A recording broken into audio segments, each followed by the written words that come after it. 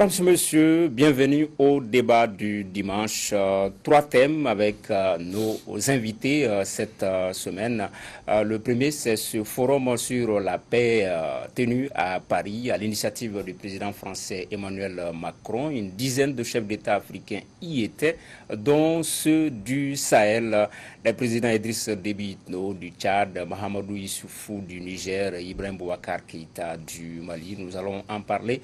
On va également parler de cette série de manifestations de soutien aux forces armées maliennes, le ton donné le vendredi dernier par le FSD, également un meeting de soutien ce dimanche matin organisé par le Haut Conseil islamique, et puis de quoi est-ce qu'on va se mêler avec ce différend fraternel entre Salif Keïta, le chanteur, et son grand frère Ibrahim Boubacar Keïta. Salif Keïta qui s'est donc adressé au président Ibrahim Boubacar Keïta. Les questions qui seront abordées par nos invités, Maître Cheikh Omar Konaré, avocat, Alexis Kalambi, directeur de publication de Mali Tribune, Baba Dakono, chercheur à l'ISS Dakar, et Serge Daniel, journaliste, écrivain. Paris a abrité, je vous le disais, cette semaine, la deuxième édition du Forum sur la paix. À l'initiative du président français Emmanuel Macron, une dizaine de chefs d'État africains ont pris part à la rencontre. Parmi eux, ceux du Sahel, dont la présence a été remarquée par des plaidoyers pour plus d'actions concrètes contre le terrorisme. Alexis Calambri, c'est la deuxième édition et on a eu l'impression que c'était un forum sur le Sahel. Oui, en fait, c'est au Sahel que cette question de sécurité, thème central même de la rencontre, se posait avec acuité. Et si vous avez vu, il y a eu pratiquement une journée, on peut dire, sur le Sahel. Il y a eu une rencontre avec le président Macron sur la question et des rencontres bilatérales vraiment centrées sur cet aspect. Donc, c'était vraiment une rencontre où le Sahel était au cœur. Sur ce front. Oui, le Sahel a dominé les débats, où s'est invité et s'est imposé comme la vedette des discussions au cours de ce forum qui, vous l'avez rappelé, à sa deuxième édition. On se rappelle l'année passée, c'était également le Sahel qui était au cœur des discussions. Et on a l'impression que dans le fond, notamment au niveau du message et du discours porté par les chefs d'État du Sahel qui étaient présents, n'a pas fondamentalement changé. Et ce discours n'a pas changé, pas depuis 2018, mais depuis 2013. C'est pratiquement la quête de financement. C'est rappeler que le Sahel constitue une étape cruciale dans la sécurisation, y compris en Europe. Oui, le discours il semble constant, Maître Konaré. On a l'impression que ces chefs d'État rappellent tout le temps à la France qu'il faut à présent le service après-vente par rapport à tout ce qui s'est passé en Libye. C'est très bien de se rencontrer pour parler des difficultés. Et des difficultés, il y en a. Et ces difficultés sont notamment liées au défaut de financement du G5 Sahel, et sont liées à l'inefficacité des forces internationales dans la lutte contre les terroristes. C'est bon de parler de la chute de Kadhafi et de ses conséquences néfastes sur le Sahel, mais aujourd'hui, on devrait quitter ces lamentations-là pour trouver des solutions. Il faut interpeller le président français sur la nécessité de renforcer les actions pour financer la lutte contre le terrorisme et surtout clarifier la position de la France par rapport à ceux qui soutiennent les terroristes, c'est-à-dire les groupes armés rebelles. Oui. Ce qui est intéressant, c'est à remarquer, c'est que c'est la deuxième édition, comme disait Baba Dakono, mais il y a eu beaucoup moins de monde cette fois-ci. Un peu comme si l'exercice était en train de s'émousser. On peut dire ça, Alexis. Comme si l'exercice était en train de s'émousser. Il y avait pas beau. Il y avait 11 chefs d'État, vous avez dit tout à l'heure, alors que l'année dernière, il y avait beaucoup de monde.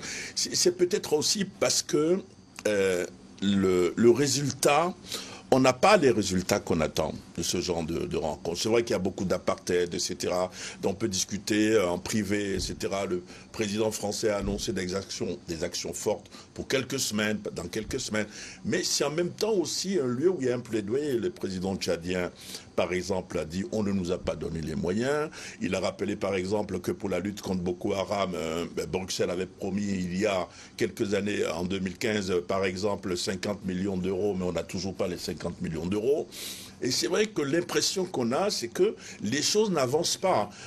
On se rencontre, on discute en privé peut-être d'autres choses, mais le véritable problème, c'est-à-dire la question de la lutte contre le terrorisme dans le Sahel, l'impression qu'on a en tout cas, c'est que ça n'avance pas. Oui, Baba Dakono, il y a eu des tête-à-tête, un déjeuner au cours duquel le président Macron a laissé entendre qu'il faut réconcentrer les forces sur le fuseau central, ce qui nous ramène un peu au G5 Sahel, la frontière Mali, Burkina Faso, Niger, réconcentrer les forces sur le fuseau central. Ça peut sous-entendre, on peut aller au-delà de quoi?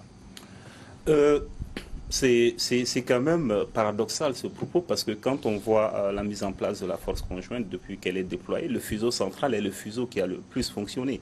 On parle du fuseau qui est déployé dans la région appelée du Liptako-Gourmand. Donc c'est le fuseau c'était le premier fuseau opérationnel et c'est celui qui a quand même le plus fonctionné. Mais au-delà de ça et dans une perspective plus large, le constat c'est que plus on réqualifie ou on réconfigure le cadre d'opération, le cadre géographique de ces différentes opérations, c'est que la menace, elle, sort de ce cadre-là. Vous vous rappelez, en 2017, il était question de mettre en place cette force conjointe du G5 Sahel avec les différents fuseaux Est, Ouest et Centre. Et dans le même temps, à partir de 2018, on a vu que la menace, elle est en train de descendre. Et ça s'est confirmé en 2019 avec la prise d'otages, ce qui s'est passé à la frontière Burkina-Bénin. Donc on a vu que la menace est en train de sortir de ce cadre défini-là. Donc il est important d'anticiper sur l'évolution de la menace et de faire en sorte que les réponses soient adaptées à cette évolution-là. Sinon, on serait toujours à courir derrière l'agenda fixé par ces groupes armés qualifiés de terroristes. Oui, à la limite, ce qu'on peut même, disons, mettre quand même à l'actif de cette rencontre, c'est quelques déclarations fortes. Oui, c'est vrai que pour cette question de fuseau-centre, ce n'est presque pas d'actualité dans sa forme actuelle, mais le président français a dit quelque chose, il dit Kidal est fondamentalement malien. Je pense que c'est une petite phrase qui vaut son pesant d'or et qui, mise en œuvre, va permettre au moins d'évoluer sur beaucoup de plans, parce que ça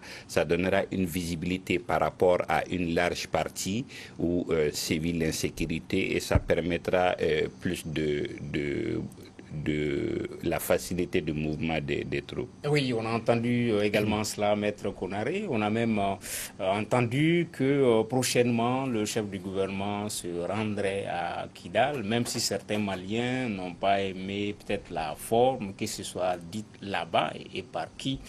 Mais Kidal était également au centre des échanges là-bas. Je considère que tout ce qui a été dit au sujet de Kidal, c'est de la propagande pure et simple. Et si la France veut aujourd'hui, l'armée malienne revient à Kidal. Mon scepticisme par rapport à l'action des forces internationales ne tomberait qu'à deux conditions. Premièrement, que le mandat de la MINUSMA soit modifié pour faire de la MINUSMA une force de combat contre les terroristes et contre tous les groupes armés.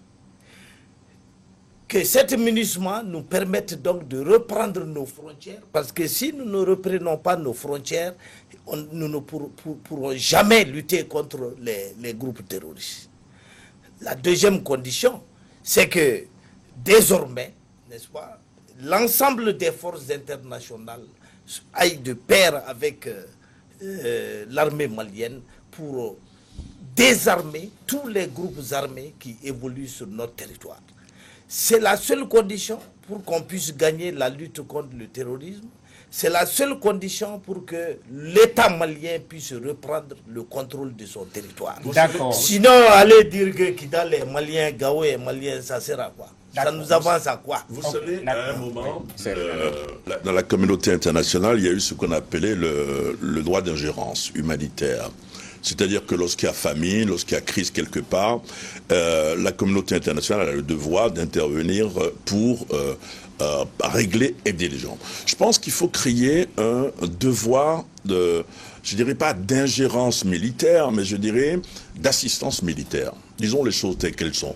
Tout à l'heure, vous allez parler du Liptako Gourma. Moi, je pense plutôt que c'est le ventre mou de la lutte, parce que vous avez sur ces trois frontières-là, à la fois du Boko Haram, à la fois de l'État islamique et de Al-Qaïda au Maghreb islamique. Ce n'est plus un problème de ces trois pays, de mon point de vue. Ce qui serait faisable, ce qu'on devrait faire, à mon avis, c'est de constituer une force internationale pour mettre de l'ordre à ces trois frontières. Si on met de l'ordre à ces trois frontières, il peut y avoir relativement plus de paix dans la zone, mais on ne peut plus dire c'est seulement ces trois pays qui vont lutter contre le terrorisme, etc. Ça ne fonctionnera pas. Ouais. Donc le devoir d'assistance militaire, je pense que c'est une notion que les nations les plus développées, les nations les plus outillées devraient prendre en compte. Oui, on parle peut-être du forum sur la paix de Paris, mais en amont, il y avait eu cette annonce d'une autre opération, Alexis Kalambri, Takuba, dans la même zone quasiment.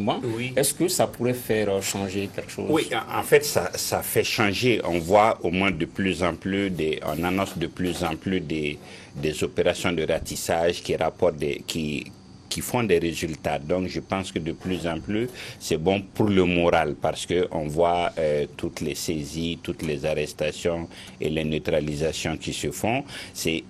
Ça donne des résultats sur ce plan-là. Mais je voudrais rapidement ajouter que c'est important ces forats-là. C'est important qu'on aille à ces rencontres parce que en même temps qu'il y a cette lutte sur le terrain, il nous faut deux choses à l'international. Convaincre certains de nous appuyer, ne serait-ce que militairement ou par les renseignements, et parvenir à déconnecter ceux qui ont peut-être la mauvaise information et qui soutiennent ce mouvement, ou ceux qui ont deux fers au feu, qui aident d'un côté et l'autre. En tous les cas, il nous faut aller à ces rencontres pour d'abord dire ce qu'on fait et ce qu'on attend des uns et des autres. Je pense que ce n'est pas un aspect à négliger. Baba, sur Takuba, puisque ce seront des forces spéciales européennes au niveau de la frontière Mali, Burkina Faso, Niger, le G5 il est là, il ne parvient pas à démarrer. On annonce également cette nouvelle force Takuba opération. Alors, de plus en plus, l'essoufflement de tous les acteurs nationaux sur l'impact non visible des actions sécuritaires milite en faveur de cette pensée qui consiste à dire que les réponses sécuritaires à elles seules parviendrait difficilement à mettre fin à cette insécurité. Donc, ça sera une opération de plus dans un contexte où on a une multiplication d'acteurs sécuritaires qui interviennent et une opération de plus qui est pensée et mise en œuvre, en tout cas telle que présentée de l'extérieur.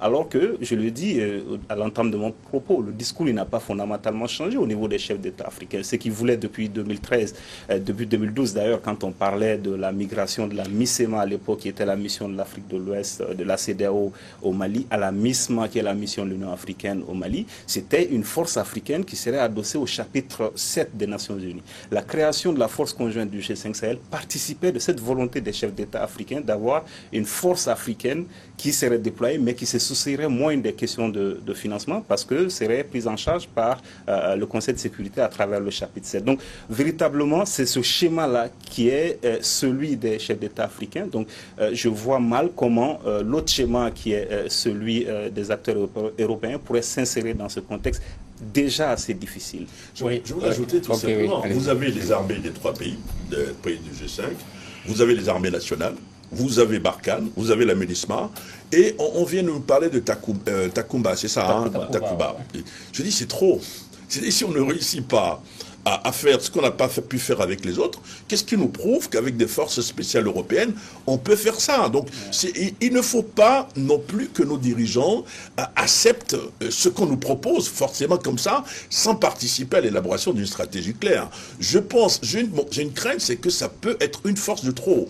Parce que si déjà nos armées n'arrivent pas à mieux coordonner les choses avec Barkhane, avec la MUNISMA. Je ne vois pas comment des forces européennes vont nous aider à régler le problème. Et cette fois-ci, pas seulement dans un pays, mais dans 3 pays. Donc il faut peut-être faire le point de tous ceux qui interviennent dans cette zone, dans la zone du Sahel, et dire qui fait quoi. Comment on va faire les choses? Sinon, à mon avis, ça sera une force. Oui, puisque on peut dire, Alexis, le Liptako Gourma semble devenir...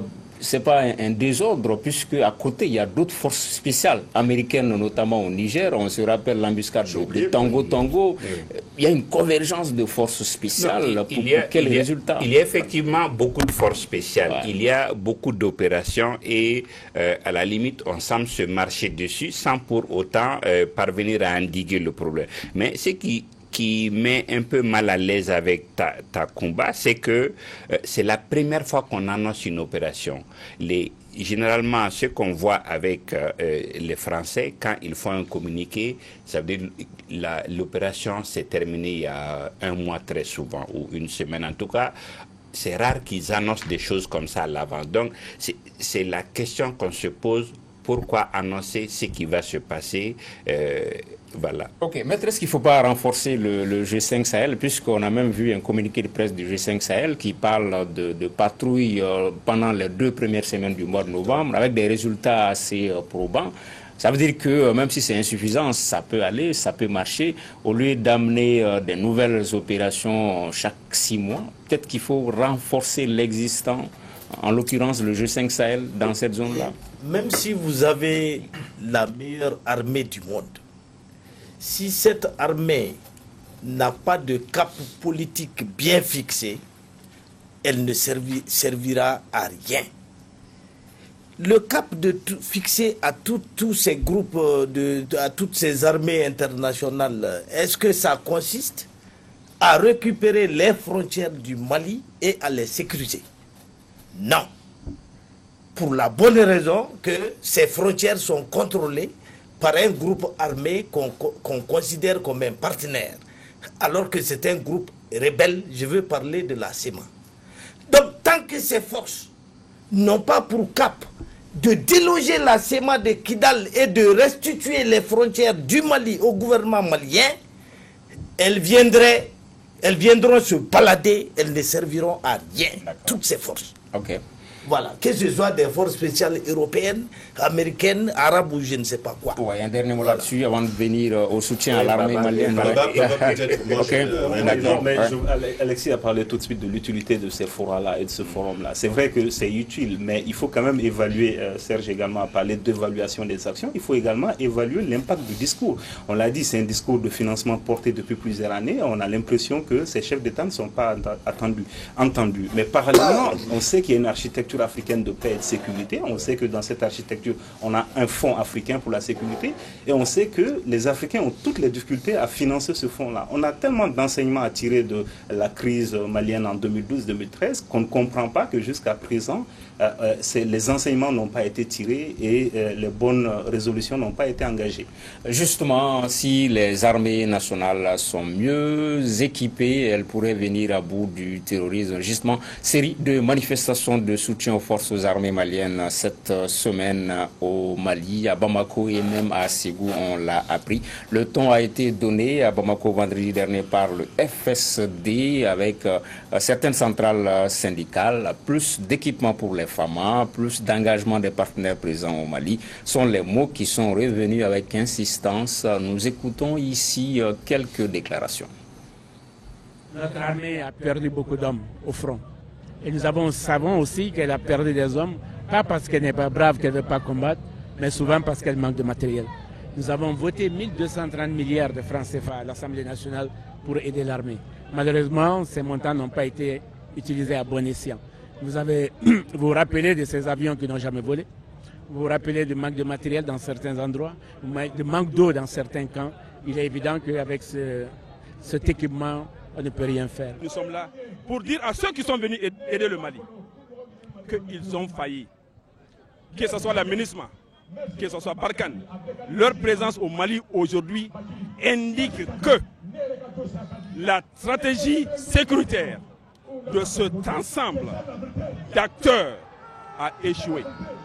Il faut qu'on soit humble pour réévaluer notre stratégie sécuritaire.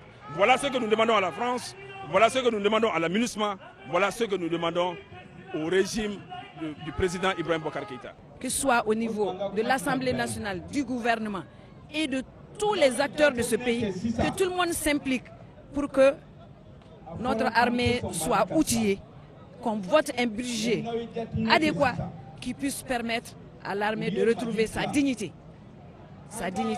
et sortir le Mali de l'engrenage dans lequel nous sommes aujourd'hui. Voilà, Maître Konaré, il n'y a pas de doute là-dessus. Les Maliens soutiennent leur armée. Il n'y a aucun doute là-dessus. Un mot par rapport à ces manifestations de soutien. Les Maliens soutiennent leur armée. Mais le meeting ou la marche du FSD pour soutenir l'armée a une autre connotation. Il s'agit de dénoncer la mauvaise gestion de l'armée. Et au-delà de cela, il s'agit de reprendre l'initiative politique contre le pouvoir. Donc tout ça, c'est les conséquences en fait de la crise post-électorale qui est née dans ce pays et qui n'a toujours pas été résolue. Il faut trouver le moyen de sortir de cette crise, de rassembler les Maliens afin de faire face à l'essentiel, c'est-à-dire à l'insécurité. En quoi des manifestations de ce genre peuvent être d'un apport positif au moral des troupes, un soutien à l'armée? En l'absence de toute instrumentalisation, ça peut être un moment justement où l'armée sent derrière, dans des phases cruciales, où elle est confrontée à des défis énormes sur le terrain, notamment avec les pertes qu'elle a subies au cours des derniers mois. Donc dans ce cas, oui, sentir que derrière, elle a toujours le soutien des populations, pour lesquelles principalement elle s'est engagée sur le front, c'est important. Mais ça, on doit le faire en dehors de toute instrumentalisation. Mais mieux que soutenir l'armée, il y a aujourd'hui, je crois que c'est Serge qui utilisait l'expression de ce strict minimum. Le SMIC politique. Le SMIC politique. Je pense qu'il est important aujourd'hui qu'on ait également un SMIC au plan sécuritaire. Aujourd'hui, quand on discute avec les Maliens, au minimum, il y a 3 postures face à l'armée et aux opérations sécuritaires. Il y a ceux qui estiment que c'est le problème du chef de l'État, c'est lui qui fait que l'armée ne parvient pas à faire face à la menace. Il y a ceux qui estiment, un second groupe, un deuxième groupe qui estime que le problème c'est les forces internationales qui jouent au double jeu ou qui ne sont pas tout à fait correctes avec les Maliens. Et il y a d'autres qui estiment que les problèmes sont au niveau de l'armée elle-même.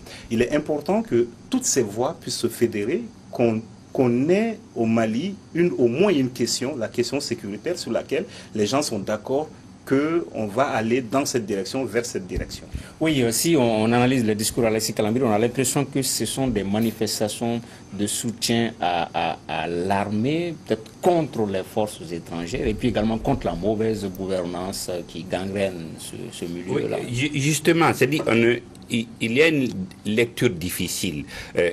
Je crois qu'il y a une semaine, on a vu la société civile organiser un meeting, on a vu l'opposition. Franchement et personnellement, je m'attendais à plus de personnes au vu du nombre de partis et d'organisations qui demandaient à sortir. On a vu plus habituellement. Ça ne valait pas ce qu'on voyait habituellement. C'est comme si, certes, il y a un grand, disons, soutien à l'armée, mais les méthodes ne sont peut-être pas partagées par tout le monde. Je m'explique. Lui disait tout de suite, Baba disait tout de suite qu'il y a 3 postures. Je pense que de plus en plus, les gens interrogent ces postures. Il y a beaucoup qui sont vraiment dans l'expectative pour savoir qu'est-ce qui fait que ça ne marche pas. Et tout le débat, toutes les interrogations sont à ce niveau. Qu'est-ce qui fait que ça ne va pas? Oui. Moi, de mon point de vue, je pense qu'il y a plutôt, que ce soit la classe politique ou la société civile, un positionnement politique par rapport à l'armée. Parce qu'une semaine avant, comme tu l'as dit, il y avait des manifestants. Une semaine après, il y a eu des manifestants, mais cette fois-ci, de l'opposition, des oppositions. Parce qu'on a vu des opposants qui ne se parlent pas, mais qui étaient ensemble hier. Donc, deuxième positionnement. Troisième positionneur, c'était quand même aujourd'hui l'ami de Cheikh Oumar Konaré, mon ami également, maître l'imam Diko, a appelé à une manifestation. C'est mon ami, en tout cas. Le tien aussi. Il a appelé à une manifestation de soutien à l'armée.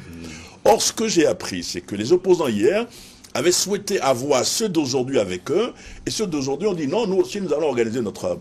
Donc, première observation, il y a un positionnement politique sur la question de l'armée, même si tout le monde, comme le dit Adam Thiam, l'armée c'est quelque chose de... C'est vraiment populaire, après l'équipe nationale de foot. J'ajouterai le drapeau national. Donc, première observation. Deuxième observation, j'en aurais terminé, c'est la thématique, c'est-à-dire c'est la gouvernance. L'opposition dit, nous voulons une commission d'enquête sur les 1000 et quelques milliards, et quand même, dans la vox populi, ça prend quelque part. Parce que j'ai découvert, par exemple, désormais avec précision, que le Mali est quasiment l'un des seuls pays dans la sous-région où les salaires des militaires ne sont pas bancarisés. C'est-à-dire que pour payer des militaires encore, on va prendre une valise, on va dans une banque, on prend 200 millions et on va leur verser ça sur le terrain.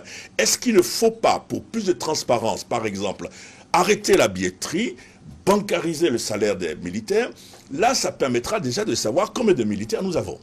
Donc c'est un discours, attention, qui est en train de prendre, parce que j'ai beaucoup entendu lors de la manifestation, à laquelle tu n'étais pas, dit les gens combien gagnent les militaires, où vont leurs salaires, est-ce qu'il y a autant de militaires? C'est un questionnement qu'il faut écouter, de mon point de vue, à part évidemment l'achat de l'équipement, etc.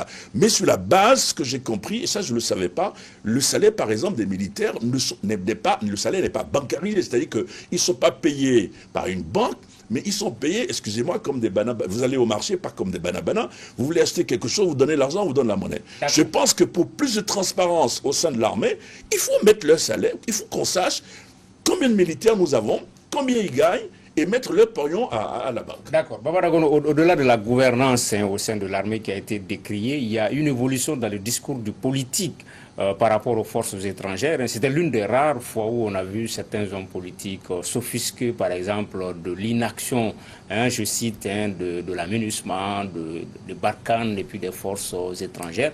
C'est une évolution assez importante dans le discours politique. Lors d'une manifestation, on voit l'opposition s'en prendre à ces forces étrangères.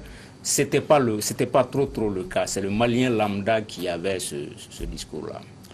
Les acteurs politiques, c'est un jeu de positionnement. C'est un état d'esprit qui est partagé par de nombreux Maliens. Donc un état d'esprit qui trouve un écho favorable au niveau de certains hommes politiques qui en font un fonds de commerce politique. C'est tout à fait normal. Mais je ne l'ai pas entendu de la voix des acteurs politiques de premier plan, à l'exemple de l'ancien Premier ministre Modibo Sidibé.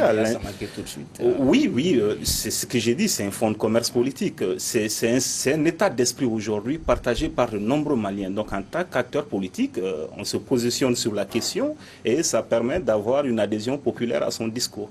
Oui, Alexis Galambiri, on a l'impression que le discours... que la bonne foi, et malgré la bonne foi que de la MINUSMA ou des autres forces étrangères, le Malien lambda ne semble plus y croire. Ce matin également, on a entendu un guide, le président du Haut Conseil islamique, tenir quasiment le même discours par rapport aux forces étrangères. On ne va pas dire qu'elles sont cernées, mais il y a une lassitude. C'est que le discours, la bonne foi, le Malien semble ne plus y croire, finalement. Oui, en fait, les gens jugent sur pièce.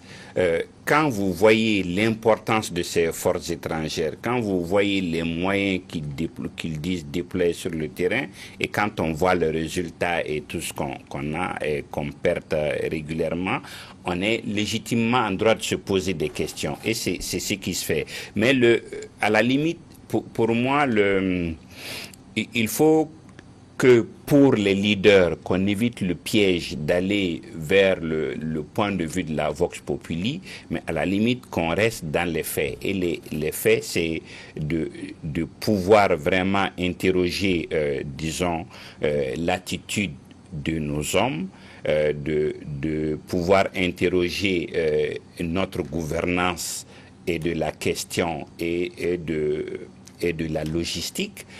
Serge parlait tout de suite de ce manque de bancarisation. Ça permet, vous entendez souvent des gens sur le terrain dire nous n'avons pas reçu tel paiement. Si c'est directement versé dans les comptes, ça évite tous ces pieds. Donc je pense que oui, les leaders ne doivent pas aller, épouser simplement le point de vue des populations, mais les amener à un raisonnement et plutôt les éclairer que de vouloir. On va terminer sur ce chapitre. Mais maître, qu'est-ce qu'elles doivent faire pour redorer leur blason si nécessaire? Parce que ça commence à devenir un peu récurrent, cette dénonciation. J'ai déjà répondu à cette question.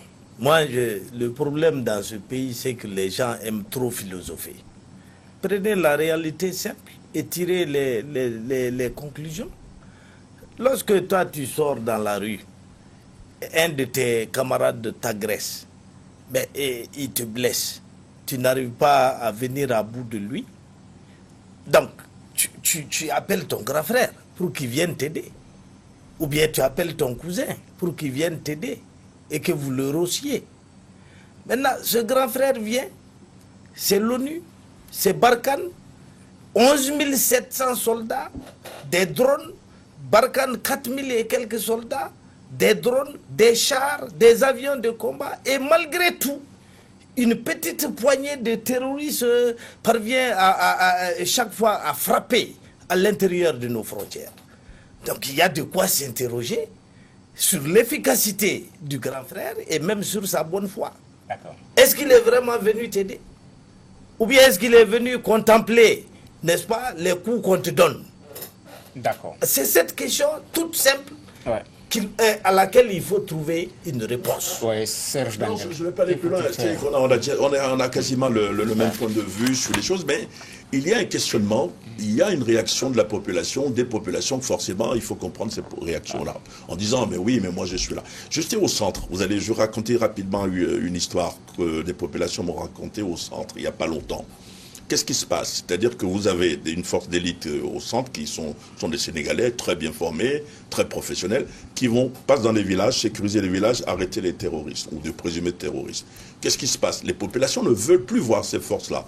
Pas parce qu'elles ne sont pas efficaces, mais parce qu'après leur passage, ce qui se passe, des présumés djihadistes reviennent dans les villages pour les attaquer en disant pourquoi vous avez accepté la présence de ces forces. Donc c'est assez complexe. Il faut que toutes ces forces, on a oublié de parler de la CEDEAO, parce que ça c'est la dernière trouvaille, c'est que la CEDEAO pourrait envoyer des troupes au Mali pour qu'il y ait une meilleure coordination de toutes ces forces, sinon ça sera la poudre de... Merci. D'accord. Troisième et dernier thème de ce débat du dimanche. De quoi est-ce que on se mêle quand un petit frère s'adresse à son coro, à son grand frère? On ne se serait pas intéressé au sujet si le coro en question n'incarnait pas une institution. Salif Keïta, le musicien qui s'est adressé au président Ibrahim Boubacar Keïta dans une vidéo de 4 minutes. Trop de jeunes soldats maliens tués au front, trop de veuves dans les camps. Salif Keïta pense qu'il y a anguille sous roche et que la France n'est pas étrangère à la situation. Fin de citation. Justement, je vous propose un extrait de 2 minutes de cette vidéo-là. Le Koro, et pardon, Père, comme Macron, la France, au début, quand on blague à Mariam Fra, djihadicité, oui. Au début, quand on sera, ka force numérique ko djihadiste c'est non la koy francika mugo srale on de beka tielike kamariya mfra kro demsani kene mali demsani kene de beka fra parce que desi ka do sur siala ni mangine donc gwe mugo kene mamu deta tibana kono ko do sur siala france beka befra Ibado ko Francido. Ibado ko Francido. Mais Halsa, ebe qui traite ni tienne spontanément. Un gamin comme ça, qui traite de ma Cairo là tout le temps, qui nous est terrible. Parce qu'avec une place garantie. D'accord. Ah, Kro. Ha, ni ma flefle nana. firiato cara kangono de fartale cara kangono de akadela et français passeport français be bulu ini artiste burundu demo tokofo o do ye gambie na keleyara olu to ka dugula an muli malien an de beto faso kono an de jakata be sa nyama e kasrata la mbado ne ba kalaba ibe kasane ni kofo ni manka fo ibe kasra français ko ni bu place la mais kro Allahu akbar ibora mo ba mun na ulu masrane ulu masran Sunjata il a été élu croix démocratie de Karakoy faille constitution bon et venez il peut poster de la boy il peut ourayer quoi il peut ourayer croix il peut pas l'amener ni à le Québec à cela. Voilà, Salif Keïta qui s'adresse à son croc. Makankone n'est pas là puisqu'il pourrait jouer le rôle d'oncle, hein, il n'est pas là. Mais Alexis Calamri, sur cette vidéo-là, vous la trouvez comment? J'ai été surpris. Vous savez, c'est pas banal, c'est Salif Keïta. Et là, moi, j'ai plus vu, comme aime dire mon voisin de droite, un dépit amoureux. Parce que, vous savez, il y a une petite phrase où il glisse, vous êtes avec d'autres artistes. Parce que j'ai vu récemment, et moi, je ne serais pas surpris de voir Salif se dédire dans les jours à venir. Dépit amoureux? Non, mais au-delà, je suis d'accord avec Alexis que c'est quand même Salif Keïta, c'est une icône de la musique pas malienne mais africaine. Donc un message porté par Salif ne peut être qu'un message véhiculé. On a vu, la vidéo est devenue virale. Mais au-delà, à tort ou à raison, ce qui est dit dans la vidéo, c'est trois éléments. Vous l'avez rappelé, c'est le fait que face à cette crise, on a beaucoup de pertes au niveau des militaires. C'est également la position, on l'a dit tout à l'heure, hein, dans la pensée collective au Mali, de plus en plus, c'est décrier la duplicité de la position française. Et enfin, c'est la question du chef de l'État qui doit s'assumer face à la position vis-à-vis des partenaires, au premier plan la France. Et cette vidéo traduit, tout comme on a vu les propos tout à l'heure, un état d'esprit général. Quand on discute avec les Maliens aujourd'hui, nombreux sont ceux qui vous disent qu'on ne comprend pas la position française vis-à-vis de notre crise. Et cela, on a parlé tout à l'heure de légitimité de ces interrogations-là. C'est légitime parce qu'il y a très peu il n'y a pas de transparence ou presque pas sur la coopération militaire française. Il n'y a pas de communication pédagogique. Autant en 2013, on savait que la France est intervenue pour stopper la descente des groupes vers le sud du pays, mais depuis la mutation en opération Barkhane, il y a très peu de visibilité. On ne parle pas de visibilité sur la stratégie sécuritaire elle-même, mais de visibilité sur la coopération militaire. Maître Konari. Ce que Salif dit reflète par rapport à la France un avis généralement partagé par le commun des Maliens. Mais là où je ne suis pas d'accord avec lui, c'est lorsqu'il demande la démission du président de la République. Vous savez, le Mali n'est plus loin de la Somalie. Si le président de la République démissionnait aujourd'hui, qui serait appelé à diriger l'intérim? C'est le président de l'Assemblée. Combien de partis affirment que l'Assemblée n'a plus de légitimité? Et que feraient ces partis si le président de cette Assemblée devait diriger l'intérim? En outre, le président intérimaire n'aurait que 40 jours pour préparer une nouvelle présidentielle dans le contexte malien marqué par l'insécurité et la misère. Comment pourrait-on organiser une élection présidentielle dans 40 jours?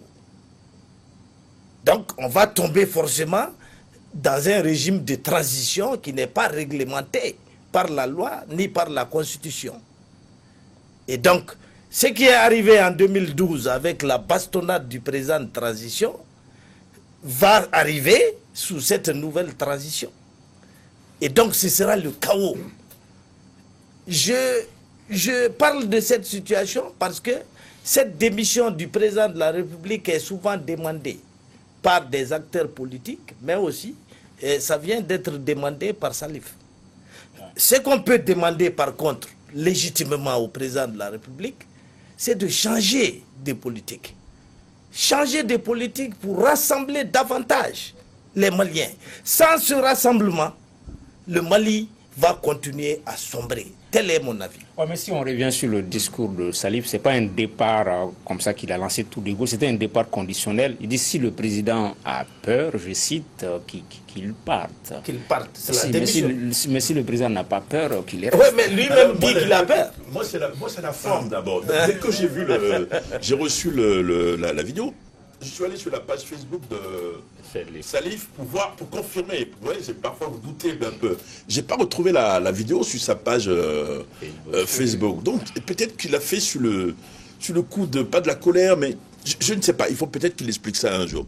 Mais c'est bien lui qui parle, puisqu'il n'a pas démenti que c'est lui. Je pense qu'il a parlé quand même au deuxième degré.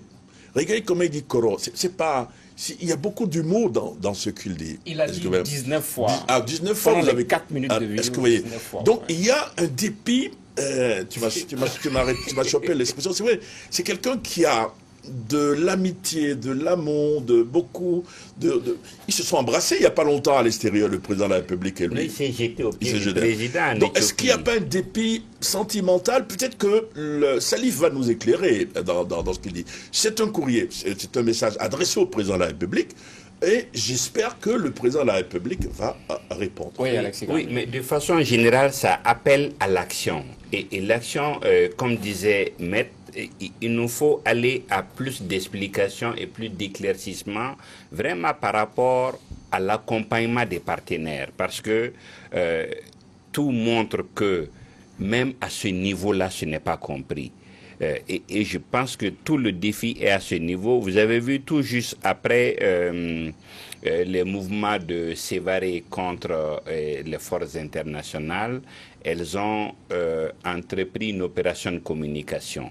Je pense que ça doit s'intensifier, de sorte qu'à la limite, au-delà de quelle est leur présence ici, qu'elles nous disent qu'est-ce qu'elles ont apporté de plus depuis qu'elles sont là. Oui, un message peut-être à double impact. Il s'adresse à la fois au président de la République, son coron, mais également à un pays ami, la France. Baba Dakono. Oui, qui est subsidiairement sorti du message. Donc, principalement, le message s'adresse au président de la République. Et je rejoins Alexis Serge sur le fait qu'il y a quelque chose d'important qui doit être fait dans le contexte de crise actuelle. C'est le décryptage des événements ou des faits qui peuvent paraître... Peut-être si cette vidéo n'avait pas eu la large diffusion qu'elle a eue, elle serait passée inaperçue. Alors qu'elle traduit véritablement un état d'esprit qui doit être pris en compte. Dans l'amélioration de la communication, certes, mais dans l'action surtout. Parce que la communication dans la phase actuelle où se trouve le pays peut être facilement assimilée à de la propagande. Au-delà de ça, on l'a dit, dans la perception populaire aujourd'hui, il y a une duplicité de nos partenaires, des partenaires maliens au premier plan, la France.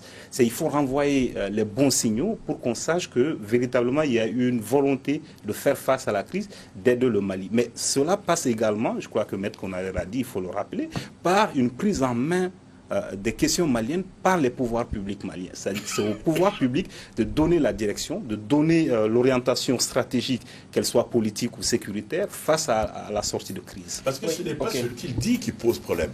C'est parce que c'est lui qui le dit que ça pose problème. Et c'est pour ça que je vous rejoins en termes de communication, pour qu'il y ait une lisibilité de ce que les gens sont en train de faire. Vous avez parlé tout à l'heure de l'intervention du G5 dans le Gourma. C'est quand même 1400 soldats. Maliens, Burkinabés, Nigériens, vous avez des bases détruites, ça c'est pas rien si vous voulez. Ça devait être de mon point de vue le sujet à la une. Mais si les gens ne sont pas informés, s'ils ne savent pas ce qu'on est en train de faire sur le terrain, évidemment, ils ne peuvent que réagir comme ça. Oui, on parle de communication, ça nous renvoie aux messages et aux messagers. Mais Alexis Kalambri, définitivement, peut-être pour sortir de ça, et en termes de solutions, peut-être qu'il faut éclairer, résoudre l'équation Kidal, puisque dans le subconscient du Malien, les forces armées maliennes ont été cantonnées aux portes de Kidal depuis 2013. Peut-être qu'il faut résoudre définitivement cela. Macron a ébauché la question cette semaine. Il faut peut-être résoudre ça pour que tout redevienne normal. Il faut vraiment résoudre la question. Il y a des militaires maliens qui sont à Kidal, mais comme eux-mêmes ils disent, un peu cantonnés. Donc il faut vraiment de plus en plus qu'on règle cette question de Kidal. Peut-être ça va enlever du discours un aspect et ça va nous permettre au moins de façon unie de lutter globalement contre le terrorisme comme on le voit sous cette forme. Sinon, déjà, je crois qu'avec l'opération DDR, il y a quand même une évolution qui doit nous permettre de, disons, légitimement d'aller à Kidal. Oui, Maître Konaré. Non, je ne suis pas d'accord avec Alexis lorsqu'il parle de DDR. Je vous ai dit tantôt que seuls les bergers est entré dans cette opération de DDR. Et pas plus tard qu'il y a un mois, vous avez assisté à une exhibition d'armes, de véhicules du HCUA à Kidal. C'est un groupe armé qui désarme et qui ensuite nous exhibe tout ça. Okay. C'est de la propagande. Il n'y a pas de DDR, il n'y a que des bergers là-dedans. D'accord. Et les forces internationales doivent se fixer un cap. Le cap d'aider le Mali à récupérer son territoire. Ce cap-là n'est pas militaire, il est politique. D'accord. Et si ce cap n'est pas fixé, les forces internationales viendraient ici en tourisme. D'accord. Voilà. Je voudrais peut-être poser la question à Baba Dakono. S'il faut s'attendre à un retour du Koro au Dogo les jours à venir, et dans quelle forme cette réponse peut-être doit parvenir? Que le Koro fasse une vidéo ou que, je ne sais pas. Comme c'est intervenu dans une période où j'ai cru comprendre que le président n'a plus de conseiller à la communication, il va peut-être attendre que le conseiller à la communication soit là et qui pourra lui dire comment réagir face à cette vidéo. Je voulais rapidement dire que ça nous ramène en fait à l'accord de paix d'Alger. Ouais. C'est le médicament qu'ils ont trouvé. Et aujourd'hui, quand vous échangez avec les responsables de l'État, ce qu'ils disent, il y a 3 points qui posent problème. Premier point, c'est la nomination l'élection des conseillers régionaux. C'est-à-dire qu'ils vont avoir plus de pouvoir que le gouverneur. Le gouverneur sera là pour inaugurer les chrysanthèmes. Ensuite, vous avez la nouvelle armée reconstituée, prévue par l'accord de paix d'Alger, qui dit que cette armée dans les localités sera constituée de manière significative des locaux. Et puis, vous avez le Lazawad. Donc, s'ils ne sont pas d'accord sur ces 3 choses, je crois qu'il y a un 4e point, il faut discuter avec les autres pour savoir si on peut s'entendre sur un mécanisme pour pouvoir trouver une solution. Okay. Parce que vous parlez du militaire, il y a également le politique dans le discours de Salif Keïta. D'accord, on revient sur vous en 30 secondes pour parler de la lettre confidentielle du Mali. Avant de poser la dernière question de l'émission à Alexis Kalambri. Alexis, la question ce serait si c'était vous le conseiller en communication, qu'est-ce que vous allez suggérer? Mais Serge va parler d'abord de la lettre confidentielle. Oui, dans la lettre de cette semaine, la lettre confidentielle, de cette semaine, on parle de sécurité également. On parle de sécurité à l'aéroport, de sécurité à Bamako. Qu'est-ce qui se passe à Bamako? Quel est l'état de la sécurité à Bamako? Et puis un article intéressant, Alexis Lapa, c'est sur des trafiquants de drogue qui se sont battus dans la région de Taoudeni. Il y a eu des morts et c'est dans la lettre confidentielle du Mali. Voilà, toute dernière question de... oui, Baba veut dire quelque chose avant Alexis. Non, je ne savais pas que c'était le casting pour trouver le conseiller. Non, la question c'est si c'était vous le conseiller en communication. Je vais juste dire que Ibeka, de mon point de vue, a déjà répondu. Si vous avez vu sa tournée du Maouloud, il y avait une cérémonie organisée par les ressortissants de Tombouctou et si vous avez vu sa réponse, je pense qu'il a vraiment... Il a dit d'abord que les gens doivent prendre la hauteur, qu'il faut éviter les accusations faciles et que tout le monde doit regarder dans la même direction et éviter les accusations. Si c'était vous le conseiller en communication, est-ce qu'il a bien répondu D'accord. D'ailleurs, j'explique dans la lettre confidentielle de cette semaine pourquoi, d'après moi, Tsegoum est parti. D'accord. Ce sera donc la fin de ce débat du dimanche. À 21h, retrouver Robert Dissa autour du thème de quel soutien les forces armées maliennes ont-elles besoin, avec Babarou Bokoum de Sadi, Koniba Sidibé du MODEC et Soumaré de l'UPR. 21h, enregistrement public. Pour ce débat du dimanche, on était avec Maître Chekmar Konaré, avocat, Alexis Kalambri, directeur de publication de Mali Tribune, Baba Dakono, chercheur à l'ISS Dakar, et Serge Daniel, journaliste écrivain. Merci de l'avoir suivi. À dimanche prochain, Inch'Allah, pour un autre débat.